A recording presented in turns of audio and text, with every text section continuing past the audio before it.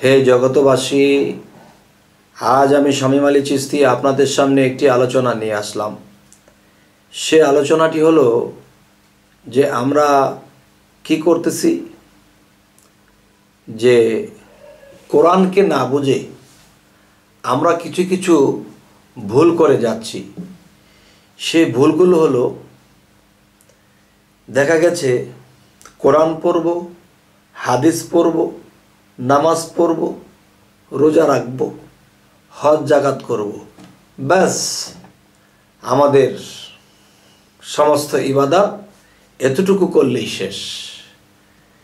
তবে আমি বলবো, এরকম যারা ভাবে আর এরকম যারা করে তারা অবশ্যই আল্লাহর ইবাদত করে, কিন্তু তারা শেষে ধরাও পড়ে, আল্লাহর কাছে ধরাও পড়ে। যেমন হযরত মুহাম্মদ সাল্লাল্লাহু আলাইহি সাল্লাম, তিনি সাহাবিদেরকে বায়াত করতেন, এরপরে তাদেরকে কর্ম আমল সাধনা দিতেন। তখন এগুলা করতে করতে তারা আল্লাহর ওলি হতে পারে। তবে আমি গ্যারান্টি দিয়ে বলবো, কেউ যদি সারা জীবন গ্রন্থ পড়ে, হাদিস পড়ে, কোরআন পড়ে, ইঞ্জিল পড়ে, সমস্ত গ্রন্থ যদি সে পড়ে, কখনো সে আল্লাহকে পাবে না। আল্লাহকে আর দেখার বা আল্লাহ যে কখনো বন্ধু বলে ডাকবে, এই নসিব আর হবে না। কেননা যে আল্লাহ কি বলেছেন, যে তোমরা কোরআন হাদিস পড়ে হয়তো আমার ঘটনা জানলা, আমি কে আমি কি তা তোমরা জানলেই কিন্তু একটা ব্যক্তির বিষয়ে যদি আমি কিছু জানি, আমি কিছু বুঝি, তাহলে কিন্তু তার সাথে আমার সম্পর্ক হলো না। আচ্ছা, যদি তার সাথে আমার সম্পর্ক করতে হয়, তার সাথে আমার প্রেমের খেলা খেলতে হয়, তাহলে আমি সরাসরি তার সাথে সম্পর্ক করতে পারবো না, প্রেমের খেলা আমার হবে না। তো সেই প্রেমের খেলা করতে হলে আমাকে কি করতে হবে? আমাকে যেটি করতে হবে, যে আল্লাহর সাথে কার সম্পর্ক আছে এই পৃথিবীতে, আমি তার সাথে সম্পর্ক করব। আমি তার সম্পর্ক যখন করব, তখন তার সাথে চলতে চলতে, তার সাথে ওঠা বসা করতে করতে, তখন বন্ধুর যিনি বন্ধু, তার সাথে আমারও সাক্ষাৎ হয়ে যাবে। তাই আউলিয়াদেরকে যদি কেউ বন্ধু বানাতে পারে, তাহলে তারা আল্লাহর বন্ধু হতে পারে। যে আমি আল্লাহকে পাবো, আল্লাহর সাথে কথা বলবো, সম্পর্ক করবো, এটা আমার পক্ষে সম্ভব নয়। তখনই সম্ভব হয় যখন আল্লাহর ওলির সাথে চলাফেরা করে, কথা বলে এবং তাদেরকে মানতে থাকে, তাদেরকে বন্ধুর মতো ভালোবাসে। তখন আল্লাহর ওলিরা হলো আল্লাহর বন্ধু। ওলিদেরকে বলে, হে দোস্ত, আপনার যে দোস্ত, আপনার যে বন্ধু, সে তো আমারও বন্ধু।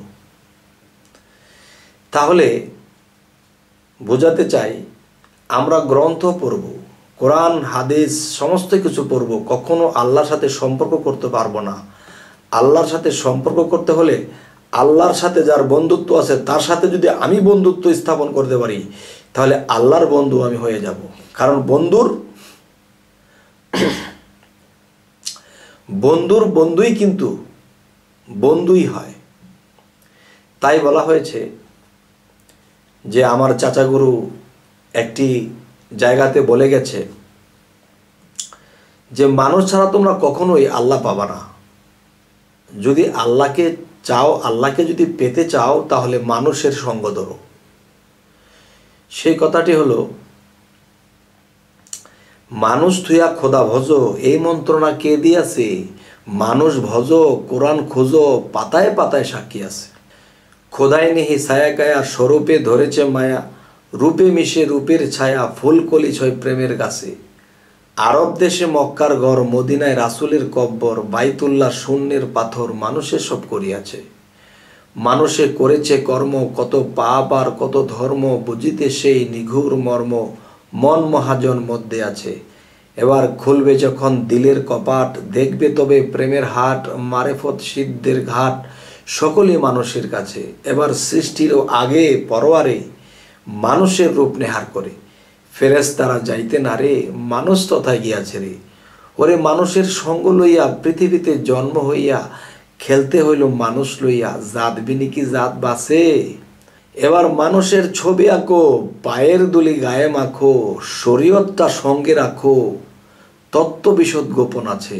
এবার জ্বালালে কয় মন্দ্রে পাজি, করবে কত বেলে হাজি, ওরে মানুষ তোমার নায়ের মাঝি, একদিন গিয়া হবি পারি। তবে হে জগতবাসী, এই কবিতার মধ্যে জালালউদ্দিন খাঁ আমার চাচাগুরু কি ইঙ্গিত করলেন?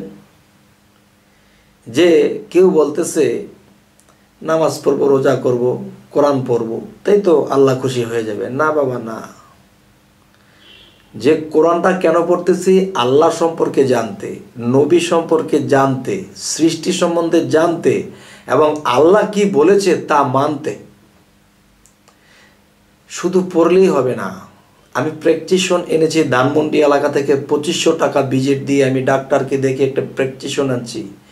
এই প্র্যাকটিশনের মধ্যে লেখা আছে যে এই ওষুধটা এভাবে খাবে, এটা ঘুমের আগে, এটা ঘুমের পরে, এটা খাওয়ার পরে, এটা খালি পেটে, এরকম। তাহলে আমি টাইম এনে এটা পড়তেছি, এটা খাওয়া খালি পেটে, এটা ভরা পেটে, এটা ঘুমের আগে, এই সেই পড়তেছি। জীবনে কখনো ওষুধ খেলাম না। তাহলে সারা জীবন প্র্যাকটিশন পড়লে কাজ হবে না যদি ওষুধ না খায়। ঠিক তেমনি কোরআনের মধ্যে আল্লাহ যা করতে বলা হয়েছে যদি আমরা তা না করি, তাহলে সারা জীবন কোরআন পড়লে কিছু হবে না। তবে আরও একটি কথা হলো যে এই কোরআনটাকে নিয়মিত পাঠ করার কথা বলা হয়। কেন করা হয়? যে কোরআনে আল্লাহ যা বলেছে আমরা যদি ভুলে যাই, তো বারবার পাঠ করলে সেই কাজগুলো আমরা করব যা এখানে লেখা আছে। তো এখন আরবিতে আছে, বাংলায় জন্ম নিয়েছি, এখন আরবিতে লেখা আছে, তো এখন আরবি তো বুঝি না, ওইটাকে টান করে সুর করতে শিখেছি, সুর করে পড়ি, কিন্তু কি যে বলছে আল্লাহ তা বুঝিনি। তখন আমি মূর্খই রয়ে গেলাম। কোরআনের হাফেজ হওয়ার পরেও আমি মূর্খ। যাই হোক, হে জগতবাসী, তো আজকের যে আলোচনাটি করলাম, এই আলোচনাটি করার যে কি কারণ অবশ্যই আপনারা আমার এই আলোচনার মাধ্যমে বুঝতে পেরেছেন। তবে যাই হোক, আমাদের এই আলোচনা যদি আপনারা আরও পেতে চান তো অবশ্যই সাবস্ক্রাইব করুন, পরবর্তীতে আমাদের এই আলোচনাগুলো পেয়ে যাবেন। তো আজ এই বলেই রাখবো, সকলেই ভালো থাকবেন। আল্লাহ হাফিজ।